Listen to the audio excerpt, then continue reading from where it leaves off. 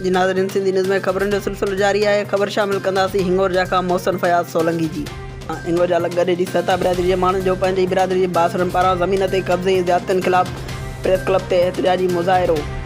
Report मूजिबि हिंगोर जा लॻे जी जे रवासिन सता बिरादरी जे माण्हुनि ज़हूर अहमद सहतो, अब्दुल करीम सहतो, वकील शमसुद्दीन सहतो ऐं ॿियनि जो पंहिंजी बिरादरी जे ॻोठ जे बासरनि अमजद सहतो, कलंदर बख़्श सहतो, निसार सहतो ऐं ॿियनि पारां ज़मीन ते कब्ज़े ज़्यादतियुनि ख़िलाफ़ प्रेस क्लब ते एहतिजाजी मुज़ाहिरो कयो।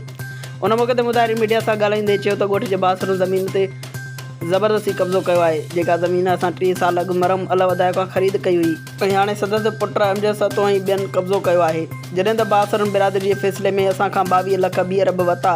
हुननि चयो त बासरनि केतिरा ई दफ़ा ज़मीन ते असां मथां क़ातिलाना हमला बि कया आहिनि। उन्हनि आई सिंध DIG सखर SSP खैरपुर खां मुतालबो कंदे घुर कई त बासरनि ख़िलाफ़ क़ानूनी कार्रवाई करे बासरनि जो ज़मीन तां कब्ज़ो जल्द ख़तमु कराए असां सां इंसाफ़ कयो वञे।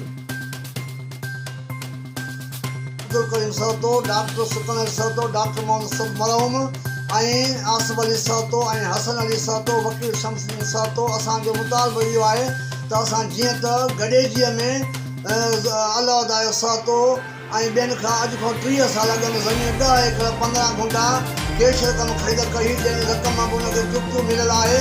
लेकिन अलवदा जे मरण खां पोइ उहे बासरनि ऐं जेको उनजे फोत थियण खां पोइ उनजे पुट अमजद सहतो, सलीम सहतो, निसार सहतो, कंदर बेको सहतो ने भाउ ऐं उनजा पुट आबिद सहतो, मंसूर सहतो ऐं अरशद सहतो ऐं जेको आहे शाहदेव सहतो ऐं ॿियनि जेको ज़मीन ते कब्ज़ो कयो। बिरादरी फ़ैसिला थियल आहिनि, बिरादरी में उहे ॾोही थिया साबित थिया आहिनि।